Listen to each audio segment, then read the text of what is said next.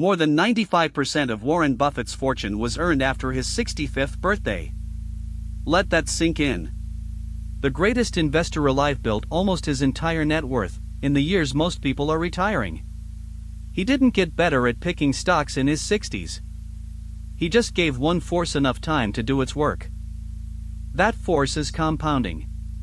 Today I'll show you the real math behind it with actual dollars, not vague promises. And by the end, you'll see why the investor who starts small at 25 can beat the one who invests 3 times as much starting at 35. Here's the number that should stop you cold. $10,000 invested once, earning 10% a year. After 40 years, it becomes $452,000. You never added another cent. But watch where the growth actually happens. In the first 10 years, it barely moves from $10,000 to $26,000. Boring. Almost disappointing. And this is exactly where most people quit. Then something changes. Between year 30 and year 40, that account grows by more than $270,000. In a single decade. More than half the total gain arrives in the final quarter of the journey. The snowball starts as a handful of snow. Then, it becomes an avalanche. And the people who bailed early never saw the avalanche coming. So how do you know how fast your money doubles? There's a shortcut so simple you can do it in your head. It's called the rule of 72.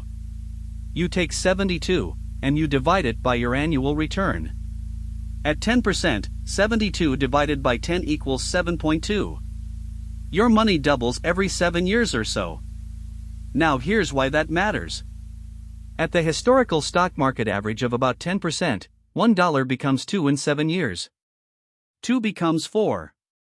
4 becomes 8. Think about the last stock you bought. Did you plan to hold it long enough to even see one doubling?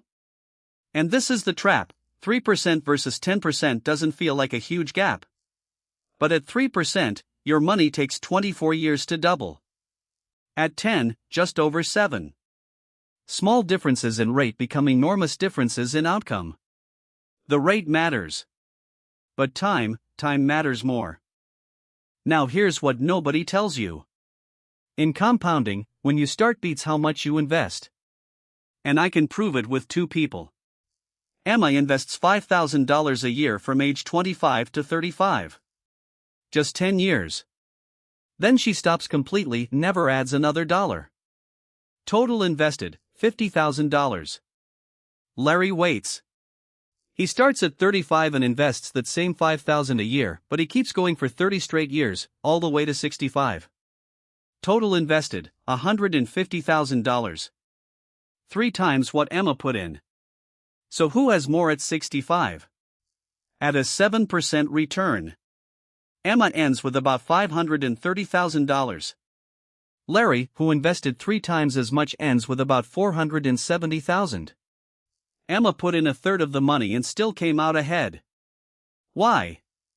Her dollars had 10 extra years to compound. Those early years weren't just years, they were the most valuable years she'd ever invest. Which camp are you in right now? Are you an Emma, or a Larry?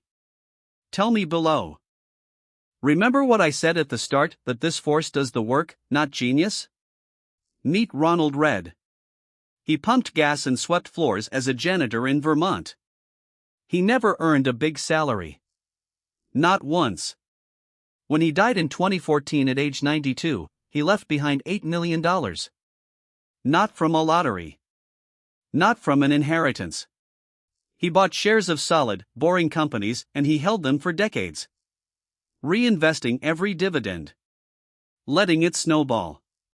He did the one thing most sophisticated investors can't, he left it alone. No panic selling. No chasing hot tips. Just time and patience. That's the whole secret. And it's not really a secret at all, it's just uncomfortable to wait. Remember what I promised at the start, the small, early investor beating the big, late one? Now you've seen the math. Compounding doesn't reward the smartest person in the room. It rewards the most patient one. The magic was never in the returns. It was always in the time you gave them.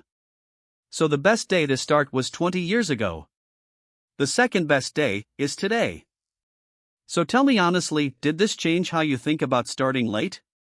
Yes or no, drop it in the comments right now.